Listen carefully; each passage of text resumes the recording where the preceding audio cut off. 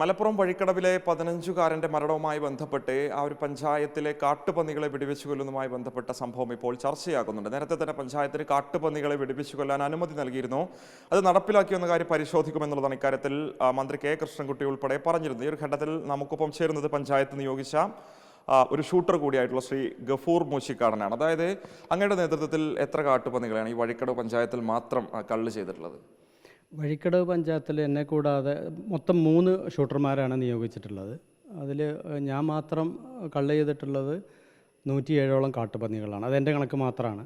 മറ്റ് അതേപോലെ MK ബാവ, സണ്ണി ജോസഫ് എന്നീ ഷൂട്ടർമാരൊക്കെ ഉണ്ട്. അപ്പം വളരെ നല്ല രീതിയിൽ തന്നെ ഇതിവിടെ വഴിക്കടവിൽ നടന്നു വരുന്നുണ്ട്. 2022 മുതലാണ് എനിക്ക് ഉത്തരവ് ലഭിച്ചിട്ടുള്ളത്. അത് വളരെ ഫലപ്രദമായ രീതിയിൽ നടക്കുന്നുണ്ട് എന്നുള്ളതാണ്. അങ്ങയുടെ നേതൃത്വത്തിൽ മാത്രം 110ന്റെ അടുത്ത് കാട്ടുപന്നികളെ കള്ള് ചെയ്തിട്ടുണ്ട്. അങ്ങയെ കൂടാതെ മറ്റു 2 ഷൂട്ടർമാരുമുണ്ട്. അപ്പോൾ സ്വാഭാവികമായിട്ട് അവരും കള്ള് ചെയ്ത് കണക്ക് നോക്കുമ്പോൾ അത് കൂടുതലായിരിക്കും. അപ്പോൾ മറ്റ് പഞ്ചായത്തുകളെ താരതമ്യം ചെയ്ത് നോക്കുമ്പോൾ എടക്കര, ചുങ്കത്തറ, അല്ലെങ്കിൽ കരുളായി, മൂത്തേടം ഇവിടുത്തൊക്കെ വെച്ച് നോക്കുമ്പോൾ വലിയൊരു സംഖ്യയാണ്, വലിയൊരു നമ്പറാണത്. കരുളായി പഞ്ചായത്തിലും എൻ്റെ സേവനം ഞാൻ ചെയ്യാറുണ്ട്. കരുളായിൽ ഏകദേശം ഒരു 30 പന്നികളോട് വെടിവെച്ചത് 22 എണ്ണവും ഞാൻ തന്നെയാണ് പോയി വെടിവെച്ചു കൊടുത്തത്. അതായത് ഇപ്പോൾ സർക്കാർ നിയോഗിക്കുന്ന ഷൂട്ടേഴ്സ് കൂടിയാണല്ലോ നിങ്ങളൊക്കെ തന്നെ. സ്വാഭാവികമായിട്ടും ഒരു സാഹസികമായിട്ടുള്ള ഒരു പ്രവൃത്തിയാണല്ലോ ഏറ്റെടുത്ത് ചെയ്യുന്നത്. പലതരത്തിലുള്ള വെല്ലുവിളികൾ നേരിടുന്നുണ്ടല്ലോ, അതെന്തൊക്കെയാണെന്ന് പറയാമോ? ഈ കള്ള് ചെയ്യുക അല്ലെങ്കിൽ ഷൂട്ട് ചെയ്യുക എന്ന് പറഞ്ഞാൽ ഇത് വളരെ സാഹസികം നിറഞ്ഞതും വളരെ അപകടം നിറഞ്ഞതും വളരെ ചിലവേറിയും കൂടി ഒരു പ്രവൃത്തിയാണ്. അപ്പോൾ അത് ഇത്തരം ഈ ഇലക്ട്രിക് ട്രാപ്പുകൾ തന്നെ ഒരു വലിയ ഭീഷണിയാണ്, ഒരു വലിയ വെല്ലുവിളിയാണ്. ഇപ്പോൾ അടുത്ത കാലത്ത് നമ്മൾ വഴിക്കടവ് കാരക്കോട് മരണപ്പെട്ടിട്ടുണ്ട്. പാലക്കാട് 2 പോലീസുകാർ മരിച്ചത് നിങ്ങൾക്കറിയാം. അപ്പോൾ ഇത്തരം കാര്യങ്ങൾ നമുക്ക് വലിയൊരു ഭീഷണിയാണ്.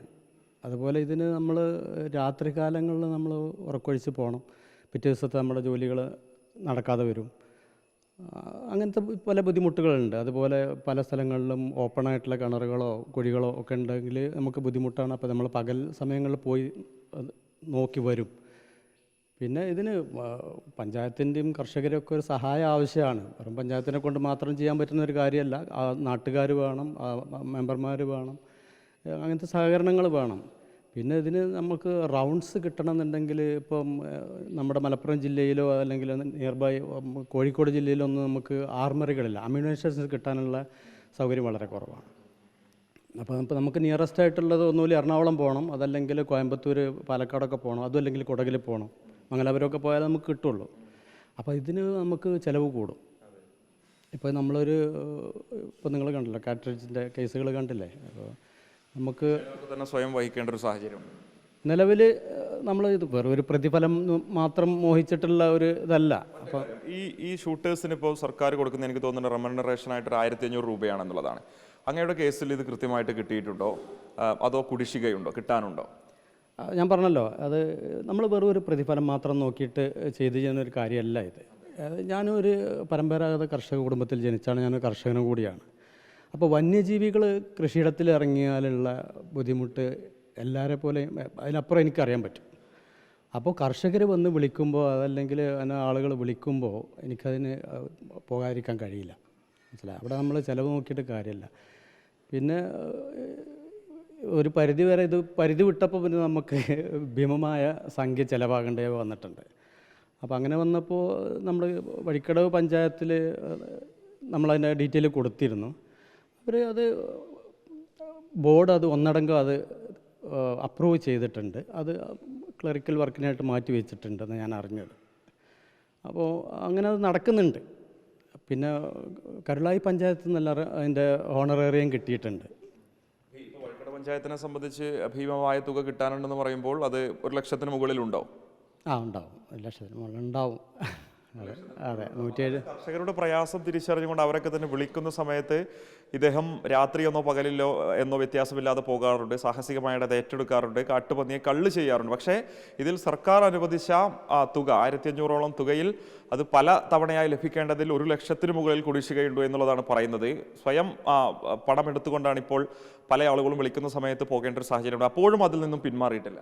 അതെ, പിന്മാറാൻ കഴിയില്ല നമുക്ക് ഇപ്പോൾ കർഷകരുടെ അവസ്ഥ എന്താണെന്ന് വെച്ചാൽ മേൾക്ക് നോക്കിയാൽ കുരങ്ങും മലയെണ്ണാനും, താഴേക്ക് നോക്കിയാൽ ആന, കടുവ, കാട്ടുപന്നികളെല്ലായിടത്തും, കേരളത്തിൽ എല്ലായിടത്തും കാട്ടുപന്നിയാണ്. അപ്പോൾ കൃഷിക്കാർക്ക് മാത്രമല്ല മനുഷ്യൻ്റെ ജീവനും സ്വത്തിനും ഒക്കെ വലിയ ഭീഷണിയാണ്. അപ്പോൾ അത് എൻ്റെയും കൂടി ഒരു ഉത്തരവാദിത്തമാണല്ലോ. ഈ കുടിശ്ശിക കിട്ടാത്തതിനോടൊപ്പം തന്നെ മറ്റൊരു പ്രധാനപ്പെട്ട പ്രശ്നം ഈ ഒരു മേഖലയിൽ പ്രവർത്തിക്കുന്ന ആളുകൾ നേരിടുന്നത് ഇത് അതീവ സാഹസികത നിറഞ്ഞൊരു ജോലിയാണ്. കഴിഞ്ഞ ദിവസം നമ്മളത് കണ്ടതാണ്. അനന്തുവിൻ്റെ മരണത്തിനിടയാക്കിയ പന്നിക്കെണികൾ ഒരുക്കുന്ന നായാട്ടു സംഘങ്ങളുടെ പ്രവർത്തനം ഇത്തരത്തിലുള്ള ഷൂട്ടേഴ്സിനെയും വളരെ വലിയ രീതിയിൽ തന്നെ ബാധിക്കുന്നുണ്ട്. സ്വാഭാവികമായിട്ട് ഇവർക്ക് അപകടമേൽക്കുന്ന ഒരു സാഹചര്യം ഉൾപ്പെടെ ഈ കെണികൾ ഒരുക്കുന്ന മേഖലകളിൽ നിന്നുണ്ടാകുന്നുണ്ട് എന്നുള്ളതാണ് അല്ലേ? അതെ, ഇങ്ങനത്തെ ഇത് ചെയ്യുമ്പോൾ നമുക്കതൊരു ബുദ്ധിമുട്ടാണ്. അത്തരം ഇത് വരുമ്പോൾ നമുക്കതിന് പോകാൻ കഴിയാതെ വരും. അത് നിയന്ത്രിച്ചിട്ടില്ലെങ്കിൽ അത് വലിയ വിപത്തിലേക്ക് നീങ്ങുന്നുള്ളതാണ് എനിക്ക് പറയാനുള്ളത്. ഈ വഴിക്കടവ് പഞ്ചായത്തിനെ സംബന്ധിച്ച് എനിക്ക് തോന്നുന്നത് കാട്ടുപന്നികളുടെ കാര്യത്തിൽ വലിയ വംശവർദ്ധനവ് ഉണ്ടായിട്ടുണ്ട്. അപ്പോൾ ഈ വംശവർദ്ധനവിന് ആനുപാതികമായിട്ടുള്ളൊരു ഷൂട്ടേഴ്സ് ഈ പഞ്ചായത്തിലുണ്ടോ? വംശവർദ്ധനവിന് ആവശ്യമായിട്ടുള്ള ഷൂട്ടേഴ്സ് ഇപ്പോൾ വഴിക്കടവിലെ കാര്യം പറയുകയാണെങ്കിൽ 100-ലധികം പന്നികളെ കള്ള് ചെയ്തിട്ടുണ്ടെങ്കിൽ അതൊരു വംശവർദ്ധനവിനെ തടയാൻ കഴിഞ്ഞിട്ട് ഒരു പരിധിവരെ ഉണ്ടാവും. ഈ പന്നികളുടെ ഗർഭകാലമൊക്കെ വളരെ കുറഞ്ഞ വളരെ ഷോർട്ട് പീരീഡിൽ 10-12 കുട്ടികൾ ഇതും ഉണ്ടാവുന്നതാണ്. അത് മിക്കവാറും ഒക്കെ സർവൈവ് ചെയ്യും. അപ്പം നമ്മൾ ഈ 100-ലധികം പന്നികളെ നമ്മൾ കള്ള് ചെയ്തിട്ടുണ്ടെങ്കിൽ അത് വലിയ ഒരു നമ്പർ നമുക്ക് നിയന്ത്രിക്കാൻ കഴിഞ്ഞിട്ടുണ്ട്. അത് ചെറിയ സംഖ്യയല്ല. അപ്പോൾ അത് നമ്മളത് കാണേണ്ടതുണ്ട്. ഇപ്പോൾ നിലവിലെ സാഹചര്യത്തിൽ കാട്ടുപന്നി ആക്രമണമുണ്ട്, നിങ്ങളൊന്ന് വരണമെന്ന് പറഞ്ഞ് ആരെങ്കിലും ആവശ്യപ്പെട്ടാൽ പോകാൻ കഴിയും. പക്ഷെ നിങ്ങളുടെ കയ്യിൽ ആയുധമില്ല. ആയുധം ജില്ലാ ഭരണകൂടത്തിൻ്റെ കയ്യിലാണെന്ന് തോന്നുന്നില്ലേ? അതിനെക്കുറിച്ച് നിലവിൽ വഴിക്കടവ് പോലീസ് സ്റ്റേഷനിൽ ഡിപ്പോസിറ്റ് ചെയ്തിരിക്കുകയാണ്. നമ്മുടെ നിലമ്പൂർ നിലമ്പൂർ ബൈ ഇലക്ഷനുമായി ബന്ധപ്പെട്ട് ഡിപ്പോസിറ്റ് ചെയ്തിരിക്കുകയാണ്. തുടരെ ഉണ്ടാകുന്ന ഈ ഇലക്ഷനുകൾ നമുക്ക് വെപ്പൺ സറണ്ടർ ചെയ്യേണ്ടതായിട്ട് വരികയാണ്. ഇപ്പോൾ ഇതിനു മുമ്പ് ലോക്സഭ നമ്മുടെ വയനാട് ലോക്സഭ ബൈ ഇലക്ഷൻ നടന്നു. അതിന് മുമ്പ് ലോക്സഭ ഇലക്ഷൻ നടന്നു. ഇതിനൊക്കെ 1.5 മാസം 2 മാസമൊക്കെ നമുക്ക് വെപ്പൺ ഡിപ്പോസിറ്റ് ചെയ്യേണ്ടതായിട്ട് വരും. അതൊരു ബുദ്ധിമുട്ട് തന്നെയാണ്. അപ്പോൾ ഇത്തരം നമ്മളെ കർഷകരോ പഞ്ചായത്ത് ആവശ്യപ്പെടുമ്പോൾ നമുക്ക് ചെല്ലാൻ കഴിയില്ല. അവർ നിസ്സഹായരായി അവരെ കൃഷി നശിപ്പിക്കുക തന്നെ ചെയ്യും. അങ്ങനത്തെ ബുദ്ധിമുട്ടുകളുണ്ട്. മേഖലയിൽ പ്രവർത്തിക്കുന്ന ആളുകളുടെ വിഷയം സജീവമായി ചർച്ച ചെയ്യുന്നൊരു സാഹചര്യത്തിൽ അങ്ങയോട് ചോദിക്കുന്നതാണ്, എന്താണ് ഇക്കാര്യത്തിൽ അതുമായി ബന്ധപ്പെട്ട ഉത്തരവാദിത്തപ്പെട്ട വകുപ്പുകളോട് സർക്കാരിനോട് ആവശ്യപ്പെടാനുള്ളത് ഷൂട്ടേഴ്സ് എന്ന നിലയിൽ? ഇതിൽ പ്രധാനമായിട്ടും ചെയ്യേണ്ടത് വന്യമൃഗങ്ങൾ നമ്മളെ റവന്യൂ ഭൂമിയിലേക്ക് ഇറങ്ങാതെ സൂക്ഷിക്കുക. കാട്ടുമൃഗങ്ങളെ കാട്ടിൽ തന്നെ ഒതുക്കുക. അത് തന്നെയാണ് വേണ്ടത്. അതാണെന്ന് നമുക്ക് ചെയ്യാൻ പറ്റുന്നത്. കാട്ടുമൃഗങ്ങൾ കാട്ടിലാണ് വസിക്കുന്നത്. നമ്മൾ നികുതി കൊടുക്കുന്ന കൃഷിയിടത്തിലും നമ്മുടെ മറ്റ് മേഖലകളിലൊക്കെ വന്യമൃഗങ്ങൾ ഇറങ്ങാതിരിക്കാം. മറ്റ് പരിഷ്കൃത രാജ്യങ്ങളിലെല്ലാം കള്ള് ചെയ്യുന്നുണ്ട്, കണ്ടീഷണൽ കള്ളിങ് നടക്കുന്നുണ്ട്. നമ്മുടെ ഇന്ത്യ രാജ്യത്ത് നടക്കുന്നില്ല എന്നുള്ളതാണ്. അല്ല, ഇപ്പം കാട്ടുപന്നി ക്ഷുദ്രജീവിയായിട്ട് പ്രഖ്യാപിച്ചിട്ടില്ലെങ്കിൽ പോലും കണ്ടീഷണൽ കള്ളിങ്ങിന് ഗവൺമെൻറ് അനുമതി കൊടുത്തിട്ടുണ്ട്. മനസ്സിലായോ? അത് മാത്രമല്ല, അത് മനുഷ്യൻ്റെ ജീവനും സ്വത്തിനും സംരക്ഷണം കൊടുക്കാൻ നമുക്ക് ഭരണഘടന അനുവദിക്കുന്നുണ്ട്. ഇപ്പം കഴിഞ്ഞ ദിവസങ്ങളിൽ വനപാലകർക്ക് ഒരു കടുവയെ കൊല്ലേണ്ടി വന്നു.